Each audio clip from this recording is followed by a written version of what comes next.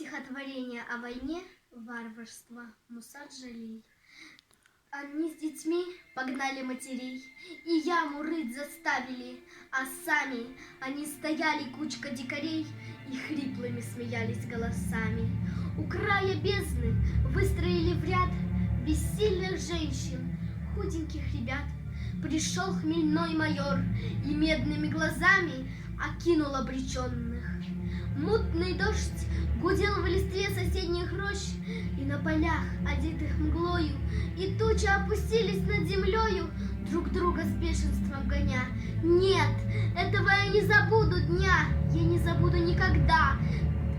Вовеки я видел, плакали, как дети, реки, и в ярости рыдала мать-земля.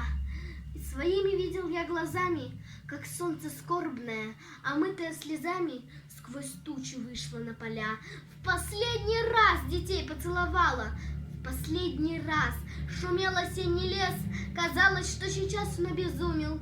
Гневно бушевала его листва, сгущалась мгла вокруг. Я слышал, мощный дум свалился вдруг. Он падал, издавая вздох тяжелый.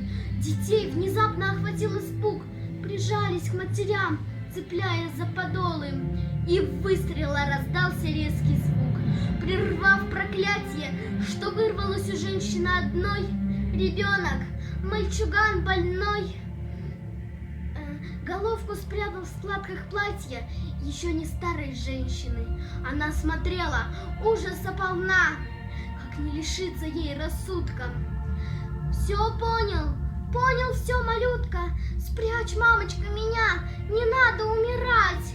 Он плачет, и как лист держать не может дрожи дитя, что ей всего дороже. Нагнувшись, подняла двумя руками мать, прижала к сердцу, против дула прямо. Я, мама, жить хочу, не надо, мама, пусти меня, пусти, чего ты ждешь? И хочет вырваться из рук ребенок, и страшен плач, и голос тонок, и в сердце он вонзается, как нож. Не бойся, мальчик мой, сейчас вздохнешь ты вольно. Закрой глаза, но голову не прячь, чтобы тебя живым не закопал палач. Терпи, сынок, терпи, сейчас не будет больно. И он закрыл глаза, и заолела кровь по шее лентой красной извиваясь. 2 жизни на земь падают, 2 жизни и 1 любовь. Гром грянул, ветер свистнув в тучах, заплакала земля в тоске глухой. О, сколько слез горячих и горючих! Земля моя, скажи мне, что с тобой? Ты часто горе видела людское, ты миллионы лет цвела для нас.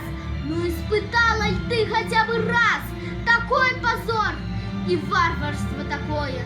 Страна моя, враги тебя грозят, но выше подними великой правды знамя, омой его земли кровавыми слезами, и пусть его лучи пронзят, пусть уничтожат беспощадно тех варваров, тех дикарей, что кровь детей глотает жадно, кровь наших матерей.